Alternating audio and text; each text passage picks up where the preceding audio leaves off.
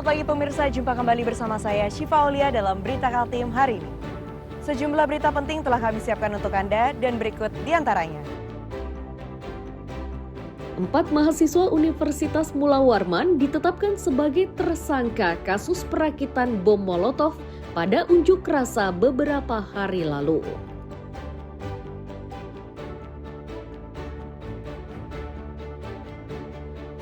Pengemudi ojol Balikpapan menggalang dana dan menyalakan lilin sebagai bentuk solidaritas terhadap Afan Kurniawan yang tewas dilindas mobil rintis Brimob di Jakarta.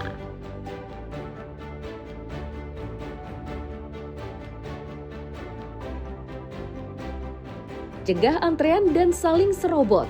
Pendaftaran pasien BPJS di Rumah Sakit Umum Daerah Abdul Wahab Syarani Samarinda dilakukan secara daring mulai 1 September 2025.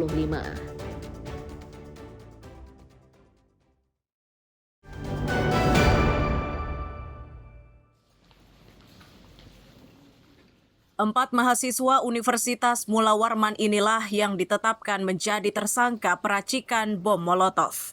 Bersama tersangka disita barang bukti 27 bom Molotov, 1 jerigen bahan bakar minyak serta kain perca yang digunakan sebagai sumbu. Kapolresta Samarinda Rabu siang menyatakan 4 tersangka ini berinisial F, MH, MAG, dan AR. Mereka merupakan mahasiswa jurusan Pendidikan Sejarah di Fakultas Keguruan dan Ilmu Pendidikan Universitas Mula Warman yang berkampus di Jalan Bangris, Sungai Kunjang. Kepada polisi, para tersangka mengaku bahan baku bom Molotov ini berasal dari 2 orang yang saat ini masih dalam pengejaran. Selalu bekerja sama terkait dengan proses. Kami menyampaikan bahwa proses penyidikan yang kami lakukan bukan merupakan sebuah skenario. Proses penyidikan ini kami lakukan berdasarkan fakta yang kita temukan di lapangan. Kemudian juga proses penyidikan ini kita lakukan karena memang adanya informasi intelijen dan setelah itu kita tindak lanjuti dan kita temukan adanya barang bukti bom Molotov sebanyak 27 botol yang kami hadirkan di depan rekan-rekan semuanya. Hal ini tentu saja kita harapkan dapat menjadi sebuah contoh. Wakil Rektor Bidang Kemahasiswaan dan Alumni Universitas Mula Warman sangat mendukung upaya penegakan hukum yang dilakukan polisi. Meski begitu, mereka akan berupaya untuk memberikan pendampingan hukum sepanjang prosesnya berlangsung. Pihak kampus juga meminta agar otak utamanya bisa segera ditangkap. Untuk ini kami serahkan proses hukum pada pihak kepolisian bahwa kalau memang itu bersalah, tentu kami menghormati asas perbuatan bersalah. Tapi sebagai anak-anak kami yang terlibat ini, tentu otak di balik itu yang perlu dicari. Kita akan menjunjung tinggi bahwa ketika dengan kesadaran kepolisian bahwa tersangka, bahwa kami tentu ada pendampingan hukum terhadap masa kami, yaitu bersama dengan fakultas hukum tentu ke depan untuk mendampingi. Akibat perbuatannya, keempat mahasiswa ini dijerat pasal 1 ayat 1 Undang-Undang Darurat dengan ancaman 12 tahun penjara. Polisi juga masih berupaya untuk memburu 2 orang yang diduga menjadi otak penyiapan bom Molotov tersebut.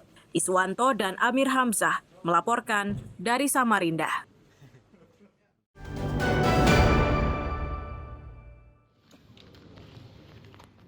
Barang bukti sabu-sabu seberat 2 kg inilah yang disita polisi dari tangan 13 tersangka. Barang bukti kembali diperlihatkan karena akan dimusnahkan di hadapan para tersangka. Prosesnya dilakukan dengan cara dilarutkan ke dalam air. Kapolresta Samarinda menyatakan perkara narkoba ini merupakan hasil pengungkapan dari 8 laporan kepolisian.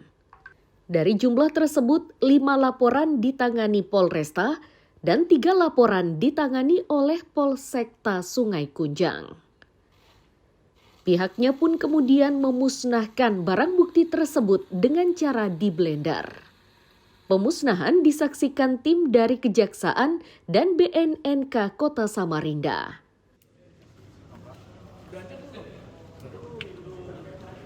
Pemusnahan yang kita lakukan ini adalah berdasarkan penanganan 8 laporan polisi.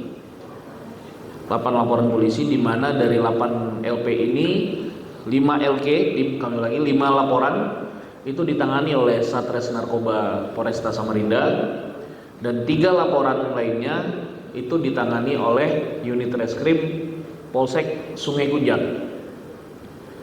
Kemudian dari 8 LP ini ada 13 orang tersangka. Tersangkanya sudah ada di sebelah kiri rekan-rekan media semua.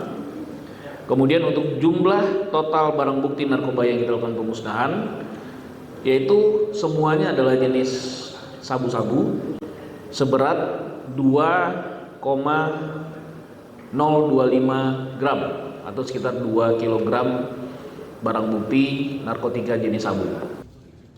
Usai pemusnahan, para tersangka dikembalikan ke dalam sel tahanannya masing-masing. Sementara akibat perbuatannya, para tersangka ini terancam hukuman 20 tahun hingga seumur hidup.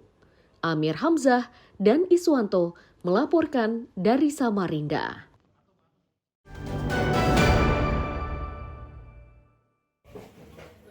Badan Narkotika Nasional Provinsi atau BNNP Kalimantan Utara menggagalkan 3 upaya peredaran gelap narkotika. Ini setelah BNNP berkolaborasi dengan sejumlah lembaga, termasuk Badan Intelijen Negara Daerah atau Binda Kaltara. Pengungkapan ini bermula dari penangkapan 2 tersangka pada awal Agustus 2025. Dari keduanya, petugas menyita 150 gram sabu-sabu. Selanjutnya, BNNP juga mengungkap perkara serupa di Kabupaten Bulungan. Dari pengungkapan ini, petugas menangkap 1 tersangka dengan barang bukti sabu-sabu seberat 1 kg. Terakhir, petugas menangkap 2 jaringan narkoba di Kabupaten Nunukan. Dari keduanya, petugas menyita 490 butir pil ekstasi. Yang kita kenal sebagai bandarnya melakukan berbagai kolaborasi ya dengan stakeholder yang lain, yaitu dengan Bea Cukai, dengan Angkatan Laut, dengan Polda, dari Polri. Dan kita terus meningkatkan kolaborasi ini. Kenapa ini kita lakukan? Karena kita melihat bahwa tantangan yang kita hadapi, terutama di Kalimantan Utara ini cukup tinggi. Ya.